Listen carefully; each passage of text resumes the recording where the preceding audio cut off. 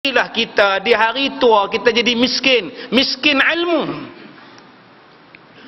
Tengah muda cerdas elok ni belajarlah. Yang keempat, miskin akhlak. Di hari tua miskin akhlak. Kalau muda-muda miskin akhlak kita boleh perbetul. Kalaulah tua-tua miskin akhlak, Nabi kata di antara orang yang tidak boleh mencium bau syurga ialah orang tua yang berzina. Umur 76 cari pelacur. Dia dapat duit welfare. Dia pergi belakang, lorong belakang, dapat welfare 120. Dia belanja dekat pelacur tua tu RM20. Kena tangkap.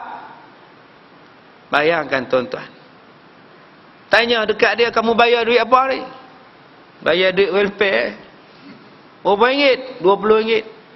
Bayar kat nyonya tua.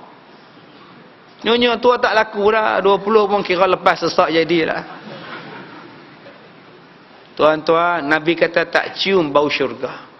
Ada satu kes, dia 56 tahun. Duk bercinta dengan budak 13 tahun. Budak ni telefon rumah, dia silap number. Dia angkat. Akhirnya duk berkawan, duk bercinta.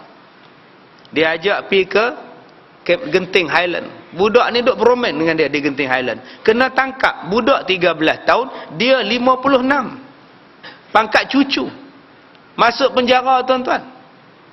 Kerana tuduhan merogol. Bukan tuduhan merogol. Sebenarnya dia berzina. Tapi pasal budak tu bawa umur, dicah sebagai rogol. Apa nak jadi ni tuan-tuan hari ni? Nafsu kita ni sampai satu tahap yang hak muda tak kira tua, hak tua tak kira yang muda lah. Nombor 5 yang terakhir. Imam Ghazali berkata, manusia yang musibah ialah dulu mulia, sekarang hina. Itu musibah. Oi, dulu ke bila berjalan orang ikut dekat 40 kereta. Wartawan duk ikut beratus orang. Konco-konco ikut ramai, penuh sesak. Sekarang bila jatuh, cah rasuah pula, tak ada siapa nak teman dah. Jangan sombong, jangan belagak, jangan jahat, jangan buat dosa. Tuhan boleh ganti nanti. Sebab tu saya ni sebagai ustaz kena duk beringat selalu. Takut tuan-tuan. Kadang-kadang dah bila jadi ustaz, oh rasa hebat kononnya. Saya jadi sombong dengan orang, sombong dengan budak-budak. Ikut hawa nafsu. Bila saya jadi macam itu, tunggu satu ketika Tuhan akan turunkan musibah pada saya. Orang kutuk saya habis-habisan. Maka beringatlah tuan-tuan. Ambil inzar, ambil peringatan dengan apa yang disebutkan oleh Imam Ghazali tentang musibah tadi. Jadi tuan-tuan, kita akan sambung lagi bab yang ke-20 tentang air mata. Air mata takut kepada Allah. Sebab sekarang ni air mata banyak ditumpahkan. Ada yang menumpahkan air mata sebab menang pingat emas Sukan Asia. Ada yang air mata ditumpahkan sebab baru selesai akad nikah. Teriaklah, menangislah, pasal baru kahwin. Ada yang menitiskan air mata kerana sedih. Kerana sedih, laki tak balik, suami tak balik, sedih. Ada yang sedih sebab anak tak balik, lari belakang. Ada yang menitiskan air mata kerana sakit. Ada yang menitiskan air mata kerana terlalu gembira. Tetapi berapa ramai yang menitiskan air mata kerana takut kepada Allah Subhanahu wa taala. Inilah pelajaran kita pada kuliah akan datang. Yang akhir, kesimpulan kuliah kita malam ini, saya minta pada tuan-tuan. Pertama, syarat-syarat untuk menjadi orang yang berjaya ialah sembahyang khusyuk. Qad aflahal mu'minun allazina hum fi salatihim khashi'un. Syarat khusyuk sembahyang. Sekarang tuan-tuan khusyuk tak sembahyang? Nak khusyuk sembahyang apa? Sama-sama kita tak baik. Bila nak khusyuk? Sama-sama kita tak baik.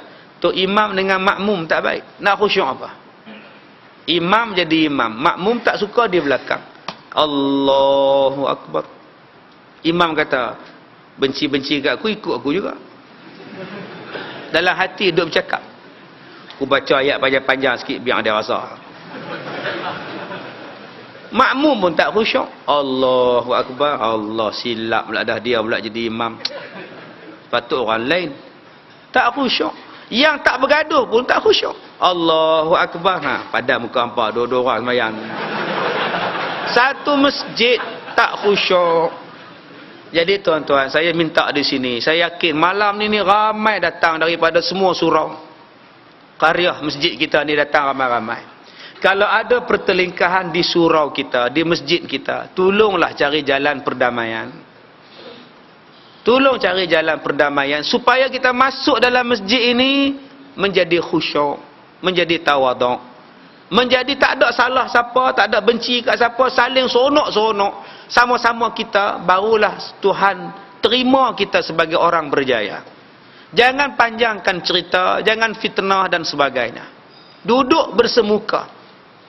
Kan Allah Ta'ala sebut dalam Quran, urusan di kalangan kamu hendaklah diselesaikan secara syura bainahum. Buat mesyuarat di kalangan kamu. Tak puas hati dengan imam, tak puas hati dengan pengurusi, tak puas hati dengan AJK, duduk mesyuarat apa yang tak puas hati. Jangan besar-besarkan. Ini akan menimbulkan penyakit dalam masyarakat. Yang kedua, kalau kita diberikan oleh Allah amanah, laksanakanlah amanah tu sebaik mungkin. Jangan asyik cari salah orang. Kadang-kadang salah tu ada pada diri kita sendiri. Kita nampak tak betul orang, kadang-kadang tak betul tu ada pada diri kita. Ni amanah. Saya ceramah ni pun amanah daripada orang, pada Allah Ta'ala. Tak sihat pun saya jalan juga. Ya, semalam saya masuk UWAT. Saya kata, doktor boleh tak keluar sekejap? Saya nak pergi Kuala Lumpur. Ada ceramah 3 hari ni. Ada rakaman CD lagi.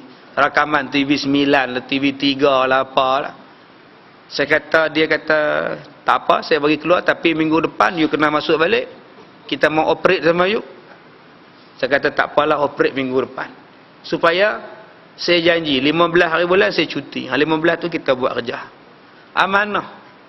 Doktor bagilah ubat mana patut, mudah-mudahan saya boleh tahan waktu ceramah. InsyaAllah tuan-tuan. Ya, ni penyakit tu yang saya tak jawab soalan dalam laman web saya lebih pada seminggu lah. Tak boleh duduk lama-lama. Dia jadi sakit. Bila mengajar boleh, bila nak mengajar, selepas mengajar sakit. Jadi amanah daripada orang kena tunaikan. Mudah-mudahan Allah bagi barakah. Minggu depan saya masuk operate. Tak berapa lama nak keluar, wallahu alam. Kalau tak jumpa bulan depan, saya minta maaf siap-siap. Mana nak tahu kok bulan ni bulan terakhir kita di sini. Dan yang ketiganya tuan-tuan, kesimpulan kuliah kita pada hari ini, yang menentukan keselamatan kita di hari kiamat ialah amalan kita. Maka perbaikilah amalan, perbaikilah mutu amalan kita, supaya kita boleh jumpa Allah dalam keadaan Allah redha dan kita juga meredai Allah Subhanahu wa taala. Saya minta maaf jika terkasar bahasa. Wabillahi taufik wal hidayah. Assalamualaikum warahmatullahi wabarakatuh.